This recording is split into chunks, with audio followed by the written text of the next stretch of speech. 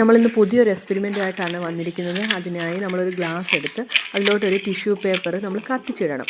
കത്തിച്ചിട്ട് കഴിഞ്ഞിട്ട് അതിൻ്റെ മുകളിലോട്ട് നമ്മൾ ഊതി വീർപ്പിച്ചൊരു ബലൂൺ അതിൻ്റെ മുകളിലോട്ട് വെക്കണം. വെച്ച് കഴിയുമ്പോൾ നമ്മൾക്ക് കാണാം ആ ബലൂൺ ടോ എന്നും പറഞ്ഞ് പൊട്ടിപ്പോകുന്നതാണ്. അതിനുശേഷം നമ്മൾ വേറൊരു ബലൂൺ എടുത്ത് അതിലോട്ട് കുറച്ച് വെള്ളം, തോനെയും വേണ്ട, ഒരു 1/4 ഗ്ലാസ് വെള്ളം നമ്മൾ നിറച്ച് കഴിഞ്ഞിട്ട് ഇതുപോലെ സെയിം നമ്മളിപ്പോൾ ചെയ്തതുപോലെ തന്നെ ഒരു ഗ്ലാസ് എടുക്കുക. ആ ഗ്ലാസ്സിലോട്ട് നമ്മളൊരു ടിഷ്യൂ പേപ്പർ കത്തിച്ചിടുക. കത്തിച്ചിട്ടതിന് ശേഷം എന്ത് ചെയ്യണം? നേരത്തെ ചെയ്തതുപോലെ ബലൂൺ ഈ ഗ്ലാസിൻ്റെ മുകളിലോട്ട് വെക്കണം.